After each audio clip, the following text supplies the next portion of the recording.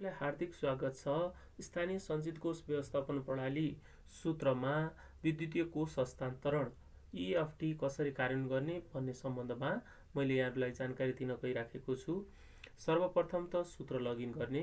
मैले यहाँहरूलाई सूत्र लगइन गरिसकेको छु र विनियोजनको लेखाङ्कनमा जाने। गइसकेपछि विनियोजन खर्च मा जाने र आधारभूत सेटअपको काम गर्नुपर्ने हुन्छ। स्थानीय तहले आधारभूत सेटअपको काममा चाहिँ कर्मचारी विवरण प्रविष्टि गर्नुपर्ने हुन्छ। विवरण प्रविष्टि अन्तर्गत सर्वप्रथम लेखा प्रमुख र कार्यालय प्रमुखको विवरण प्रविष्टि गर्नुपर्ने हुन्छ। यसमा मैले पहिले नै विवरण प्रविष्टि गरेको छु। कहाँनिर ध्यान दिनुपर्छ भन्दाखेरिमा चाहिँ हामीले विवरण प्रविष्टि गर्ने क्रममा हामीले कर्मचारी विवरणमा चाहिँ मोबाइल नम्बर महत्त्वपूर्ण हुन्छ। मोबाइल नम्बरलाई बेसिक रूपमा चाहिँ ध्यान दिएर चाहिँ हामी सेभ गर्नुपर्ने हुन्छ र तलपट्टि प्रमुख प्रशासकीय अधिकृत र आर्थिक प्रशासन प्रमुख भनेको छ, यसमा चिनाउनु पर्ने हुन्छ।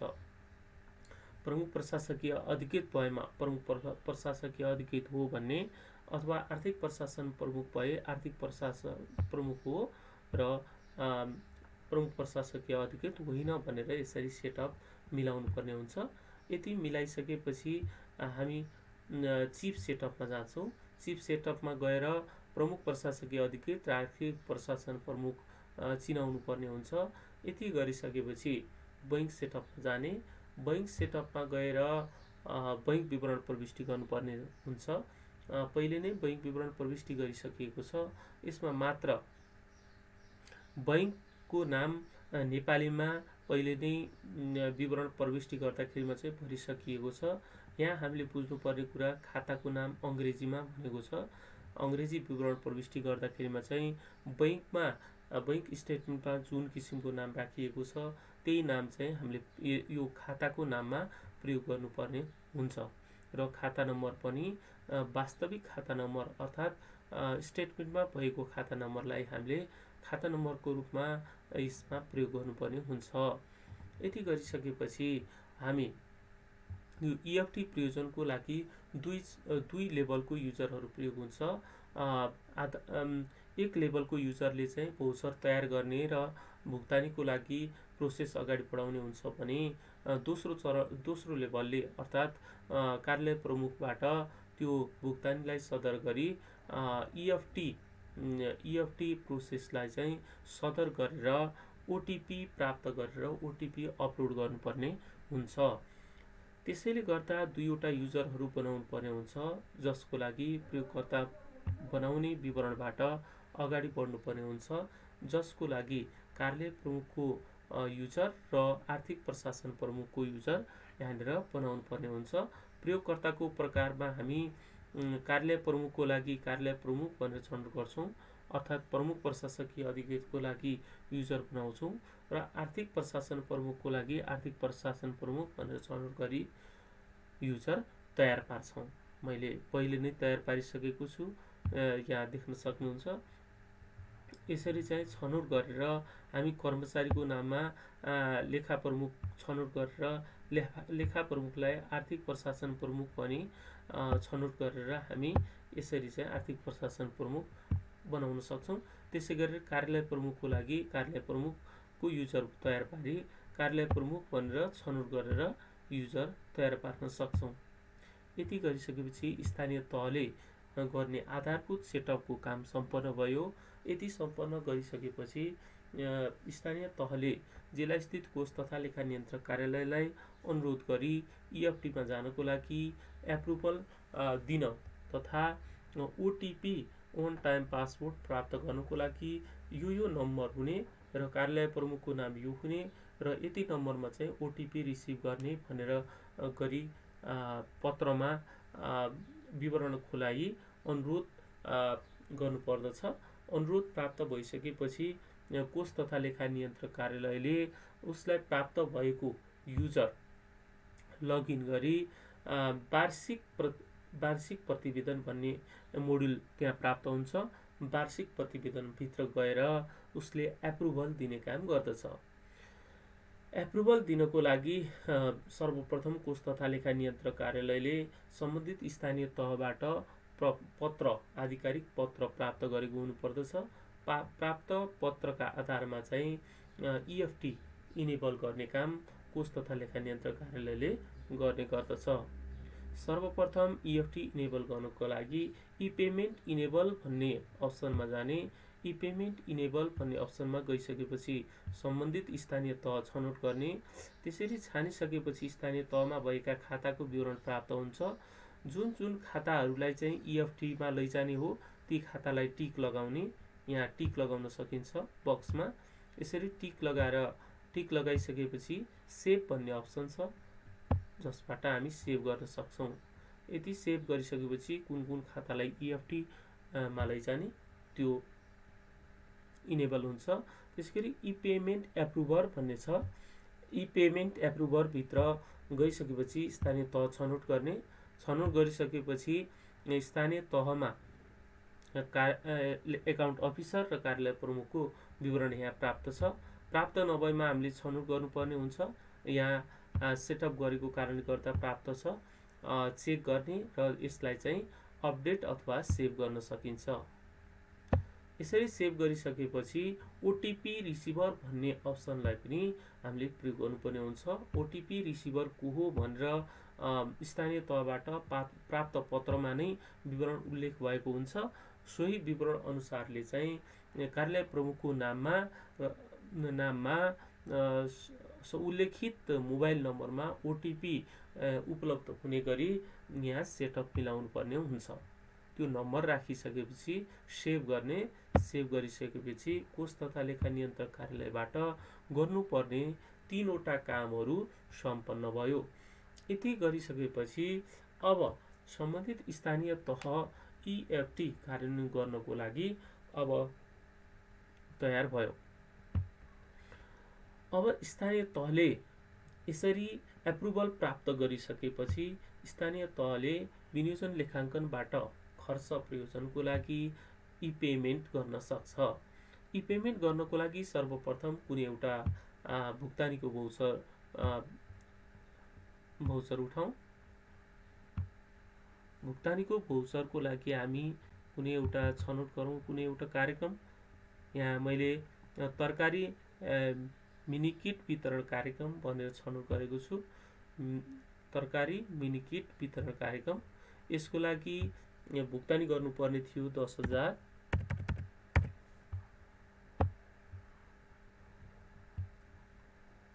सिधै 10,000 रुपियाँ भुक्तानी गर्नुपर्ने थियो फर इक्जाम्पल।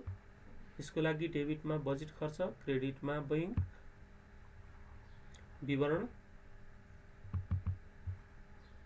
मिनी किट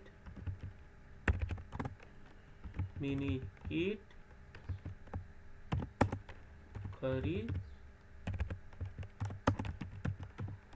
बापतको रकम भुक्तानी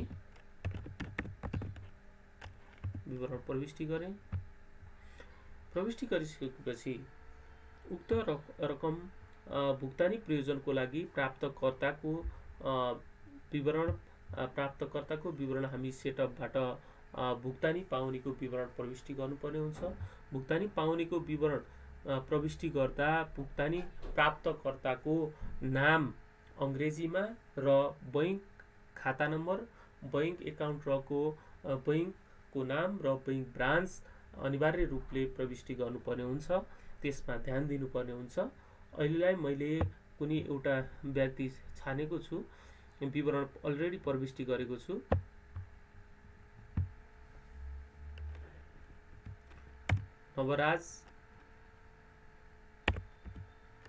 नवराज भट्ट भन्ने मैले छनौट गरेको छु। यसलाई छानौँ। छानिसकेपछि भुक्तानी रकम यहाँ राख्ने 10,000 राखिसकेपछि भुक्तानी विधि भन्नेमा चाहिँ चेक भनेर अलरेडी डिस्प्ले भएको छ। चेक भन्ने ठाउँमा छनौट गरिसकेपछि चेक वा इएफटी भनेको छ, जसमध्ये हामी चेक नछानेर इएफटी भन्ने छान्छौँ। छानिसकेपछि थप गरिसकेपछि हामी यो भौचरलाई हामी सेभ गर्छौँ। सेभ भइसकेपछि यसरी सदर हुन बाँकी भौचर उठेको छ। यो भौचरलाई स्वीकृत गर्ने, स्वीकृत गरिसकेपछि स्वीकृत भयो।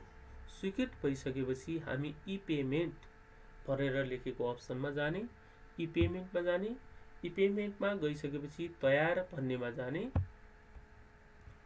तयार भन्नेमा गइसकेपछि हामी बैंक एकाउन्ट छनौट गर्न सक्छौँ। यसमा बैंक एकाउन्ट छनौट गरेर सो गरिसकेपछि हामीले अघि उठाएको भौचरको गोस्वारा भौचर यहाँबाट हेर्न पनि सक्छौँ र प्रोसिड पेमेन्ट भनेर भनेको छ। हामी यसलाई प्रोसिड पेमेन्ट भनेर टिक लगाउन सक्छौँ। यो जति पनि भौचर उठाउने र प्रोसिड पेमेन्टसम्म जाने हो, यो कारोबार चाहिँ आर्थिक प्रशासन प्रमुख वा आर्थिक प्रशासनमा काम गर्ने कर्मचारीले प्रोसेस अगाडि बढाउनु पर्ने हुन्छ। आर्थिक प्रशासन प्रमुखले नै अगाडि बढाउनु पर्ने हुन्छ। प्रोसिड गरिसकेपछि यसरी मेसेज दिन्छ। डेब्टर बैंक र क्रेडिटर बैंकको रूपमा चाहिँ यहाँ विवरण दिन्छ। पार्टिकुलर्स फ्रम कुन बैंक एकाउन्टबाट जाने हो पैसा, त्यसै गरी कुन खातामा कसको नाममा जाने हो, कुन एकाउन्ट नम्बरमा जाने हो भनेर यसरी चाहिँ विवरण समराइज रूपमा चाहिँ कन्फर्म पेमेन्ट भनेर यसरी दिन्छ। दिइसकेपछि यसलाई ओके गर्ने। ओके गरिसकेपछि यहाँनिर payment information saved EFT number यति यति यति भनेर दिएको छ। यसलाई ओके गर्ने। ओके गरिसकेपछि हामी यहाँबाट गोस्वारा भौचर प्रिन्ट गर्न सक्छौँ। गोस्वारा भौचरमा हामी EFT नम्बर पनि जेनेरेट भएको पाउन सक्छौँ। यति तयार गर्नेमा गइसकेपछि हामी स्वीकृतमा जान्छौँ। स्वीकृतमा गइसकेपछि भौचर पेन्डिङ यहाँ देखिएको छ। यसलाई पनि हामी ई पेमेन्ट प्रोसिड भनेको छ। अब हामी यसमा पनि हेर्न पनि सक्छौँ अथवा रद्द गर्न सक्छौँ अथवा प्रोसिड गर्न सक्छौँ। अहिले हामी यसलाई प्रोसिड गरौँ। प्रोसिड गरिसकेपछि ओके गर्ने।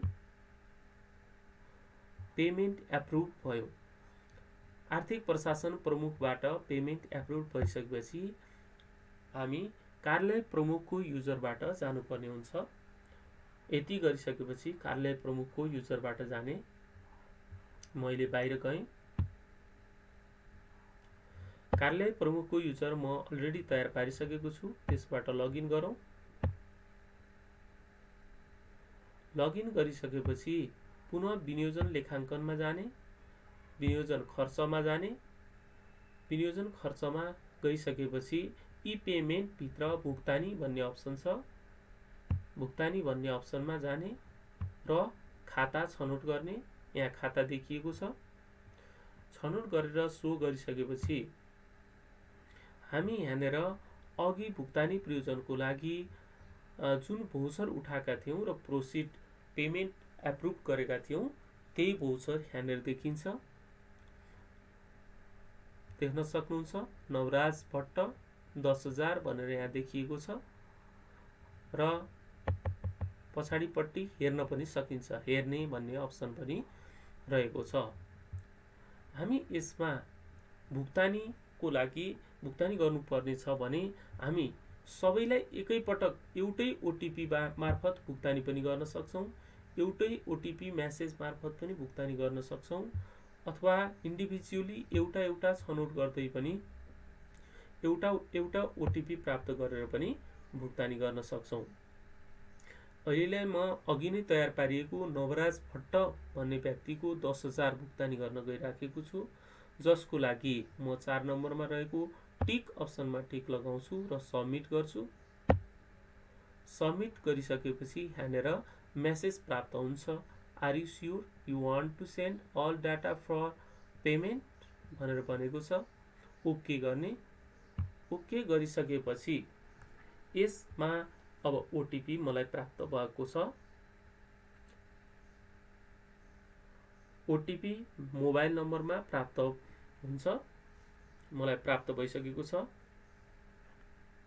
त्यसलाई तत्कालै इन्ट्री गर्ने।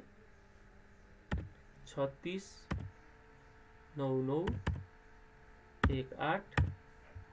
त्यस पश्चात ओके गर्ने। ओके गरिसकेपछि यो पेमेन्ट अगाडि बढ्छ। पेमेन्ट इन प्रोसेस अथवा पेमेन्ट सक्सेस भनेर आउँछ। यो ट्रेनिङ मोड्युल भएको कारणले गर्दा अनडिफाइन्ड भनेर हामीलाई मेसेज प्राप्त छ, तर यो अनडिफाइन्ड भन्ने मेसेजमा पेमेन्ट एप्रुभड अथवा पेमेन्ट इन प्रोसेस भनेर मेसेज प्राप्त हुन्छ। प्राप्त भइसकेपछि ओके गर्ने। ओके गरिसकेपछि हामी प्रतिवेदनबाट हेर्न सक्छौँ हाम्रो पेमेन्टको स्टाटस कस्तो छ, पेमेन्ट प्रोसेसमा छ अथवा पेमेन्ट को स्टाटस के छ, एप्रुभ बाई फर्स्ट युजर अर्थात् एप्रुभ पेमेन्ट इन प्रोसेस अथवा पेमेन्ट सक्सेस भनेर यसरी चाहिँ हामीलाई मेसेज प्राप्त हुन्छ। यसरी हामी EFT लाई कार्यान्वयन गर्न सक्छौँ। EFT कार्यान्वयन गरेमा फिजिकली चेक काट्नुपर्ने झन्झट, सेवाग्राहीलाई लामबद्ध रूपमा चाहिँ भुक्तानी गर्नको लागि वेटिङमा राखिरहनु पर्ने झन्झट र चेक मार्फत भुक्तानी हुँदा मिसप्लेस हुन सक्ने, मिसयुज हुन सक्ने सम्भावनालाई पनि न्यूनीकरण गर्न सकिन्छ, जसले गर्दा हाम्रो सेवा प्रवाहमा चुस्तता आउने, त्यसै गरेर स्थानीय तहमा वित्तीय सुशासन कायम हुने, सार्वजनिक वित्त व्यवस्थापनमा महत्त्वपूर्ण योगदान पुग्ने भएको कारणले गर्दा EFT लाई प्राथमिकताका साथ कार्यान्वयन गर्नुपर्ने आवश्यकता रहेको छ र यो धेरै सरल र सहज रहेको हुँदा यहाँहरूले पनि अपनाउनु हुन हार्दिक अनुरोध गर्दछौँ। यहाँहरूले ध्यान दिएर सुनिदिनु भएकोमा धेरै धेरै धन्यवाद। नमस्कार।